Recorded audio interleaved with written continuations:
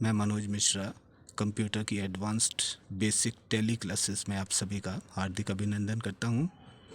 और ये मैं उम्मीद करता हूं कि आपने मेरे पिछले वीडियो बहुत ही ध्यानपूर्वक देखे होंगे और टैली के लॉजिक्स को समझने का प्रयास किया होगा।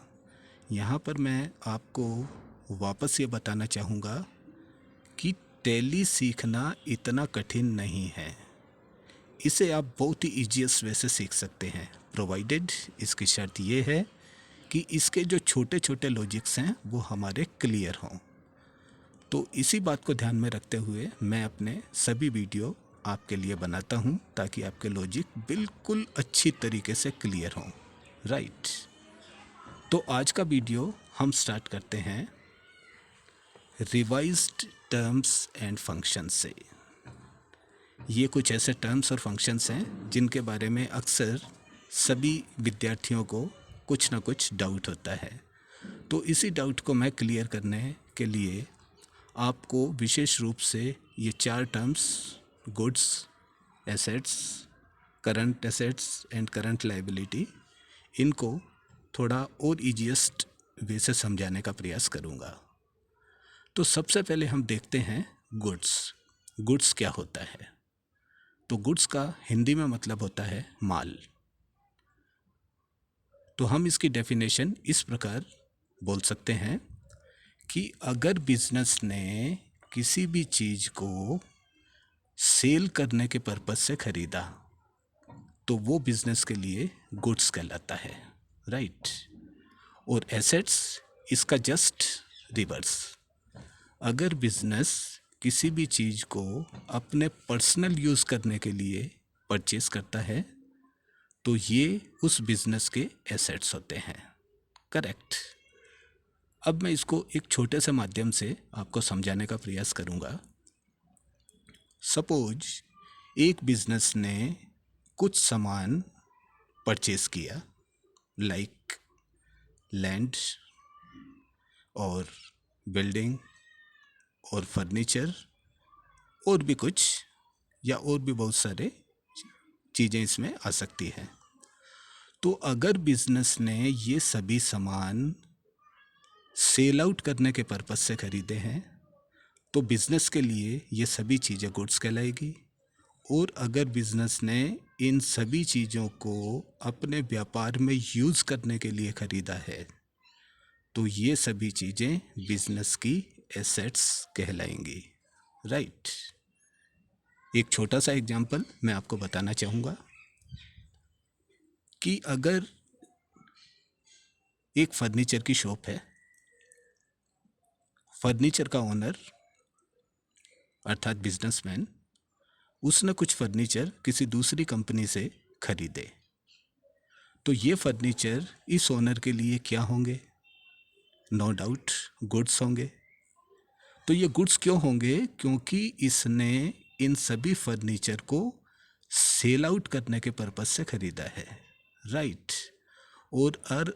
और अगर यही बिजनेसमैन इन सभी चीज़ों को अपने व्यापार में यूज़ करने के लिए खरीदता तो ये नो डाउट उसके लिए एसेट्स कहलाते। करेक्ट।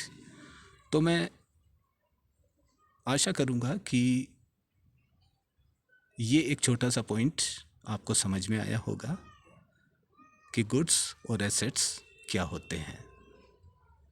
तो अब मैं आपको बताना चाहूँगा अबाउट करंट एसेट्स। तो अब ये करंट एसेट्स क्या होते हैं?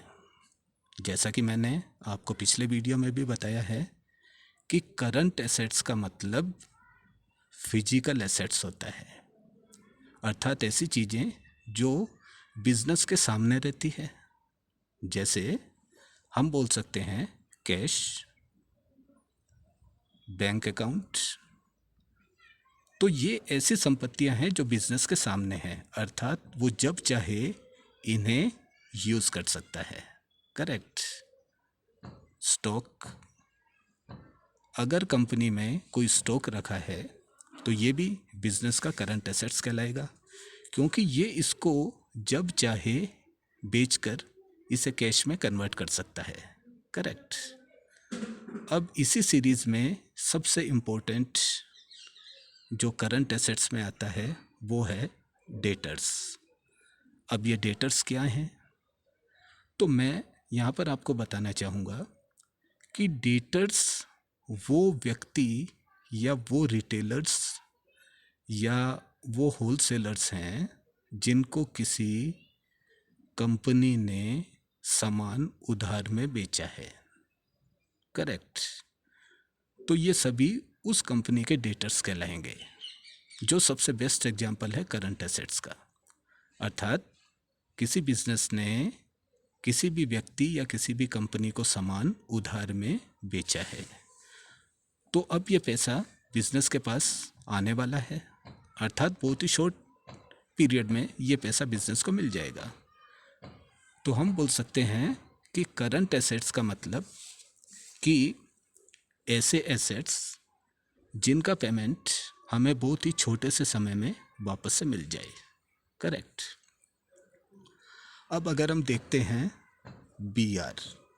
BR का मतलब होता है बिल्स रिसीवेबल, इसे भी हम करंट एसेट्स कहेंगे। अब ये बिल्स रिसीवेबल क्या है?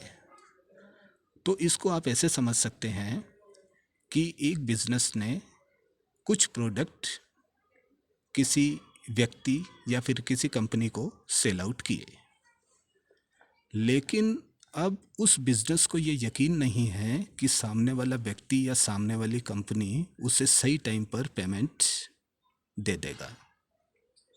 अब यहाँ उसे अपना सामान बेचना भी ज़रूरी है, क्योंकि उसे अपनी वैल्यू मार्केट में एस्टेब्लिश करनी है। तो अगर कोई भी बिजनेस अपनी वैल्यू मार्केट में एस्टेब्लिश करना चाहता है, तो उसे सामने वाले व्यक्ति या सामने वाली कंपनी को उधार में सामान देना ही पड़ेगा। तो इस सिचुएशन में बिजनेस क्या करेगा? तो वो एक पेपर पर ये लिखेगा कि उसने इस व्यक्ति या इस कंपनी को सामान बेचा है। सामान की क्वांटिटी वो उसमें मेंशन करेगा और उस सामान की वैल्यू मेंशन करेगा, और वो ये भी लिखेगा कि ये सामान उसने इस व्यक्ति या इस कंपनी को इस डेट पर दिया है और उसे इसका पेमेंट इस डेट को वापस देना है। और फिर वो सामने वाले व्यक्ति या सामने वाली कंपनी का जो भी रिप्रेजेंटेटिव है उसके साइन कराएगा, और इस पेपर को वो एक अपने पास रखेगा और एक सामने वाले व्यक्ति या सामने वाली कंपनी को देगा। तो ये जो रिटर्न एग्रीमेंट हुआ, इसे हम बोलते हैं बिल्स रिसीवेबल। राइट। नेक्स्ट हम देखते हैं करंट लायबिलिटी। तो इसको हम शॉर्ट में बोल सकते हैं कि बिजनेस की वो लायबिलिटी जिनका पेमेंट उसे बहुत ही छोटे समय में या बहुत ही कम पीरियड में चुकाना पड़ता है या देना पड़ता है, उसे हम करंट लायबिलिटी कहेंगे। अब इस करंट लायबिलिटी के एग्जाम्पल अगर मैं आपको बताऊं तो ये है बैंक ओडी या बैंक ओसीसी। जैसा कि मैंने आपको पिछले वीडियो में बैंक ओडी और बैंक ओसीसी से संबंधित समझाने का प्रयास किया था, इसी को मैं शॉर्ट में वापस रिवाइज करता हूं। तो बैंक ओडी किसी भी बिजनेस को क्रेडिटर्स या हम बोल सकते हैं डेटर्स, नॉट क्रेडिटर्स। तो कोई भी बिजनेस या फिर किसी भी बिजनेस को कोई भी बैंक ओडी कब प्रोवाइड करता है? उसके डेटर्स को देखकर कि उस कंपनी के कितने डेटर्स हैं, अर्थात कि कंपनी किस किस व्यक्ति से पैसा मांगती है। इसके आधार पर बैंक किसी बिजनेस को एक ओडी लिमिट प्रोवाइड करता है। ओडी लिमिट का मतलब पैसे को यूज़ करने की एक लिमिट। सपोज बैंक ने किसी बिजनेस को 1 लाख रुपए की ओडी लिमिट प्रोवाइड कर रखी है उसके डेटर्स को देखकर। तो अब बिजनेस 1 लाख रुपए में से जितने पैसे यूज़ करेगा, तो ये बैंक उसी पैसे पर हमसे इंटरेस्ट लेगा। पूरे 1 लाख रुपए पर नहीं लेगा। Correct, that is bank OD. अब इसी प्रकार मैंने आपको बताया था बैंक ओसीसी, तो इसमें बैंक हमें लोन कब देगा, लोन के जैसे पैसे को यूज़ करने की फैसिलिटी कब देगा, तो वो यहाँ हमारे कंपनी के स्टॉक्स देखेगा कि हमारे पास कितना स्टॉक्स है, और उसी स्टॉक के आधार पर बैंक हमें ओसीसी लिमिट प्रोवाइड करता है।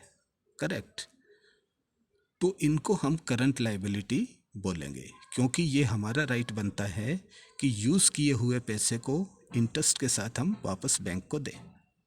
करेक्ट। अब करंट लायबिलिटी में सबसे इम्पोर्टेंट नाम आता है क्रेडिटर्स का। तो क्रेडिटर्स ये बिजनेस की करंट लायबिलिटी का सबसे अच्छा एग्जाम्पल या उदाहरण है। तो क्रेडिटर्स क्या है, ये भी मैंने आपको पिछली क्लास में बताया था कि अगर हम किसी व्यक्ति या कंपनी से उधार में सामान खरीदते हैं तो सामने वाले व्यक्ति या कंपनी हमारे लिए क्रेडिटर्स होंगे, अर्थात हमें उन्हें पैसा सही टाइम से रिटर्न करना है। ये हमारी लायबिलिटी है, इसीलिए हम इन्हें करंट लायबिलिटी में रखते हैं। करेक्ट। अब इसी में आता है बीपी, अर्थात बिल्स पेबल। जैसा कि मैंने आपको बिल्स रिसीवेबल के बारे में बताया था, उसी का रिवर्स होता है बिल्स पेबल।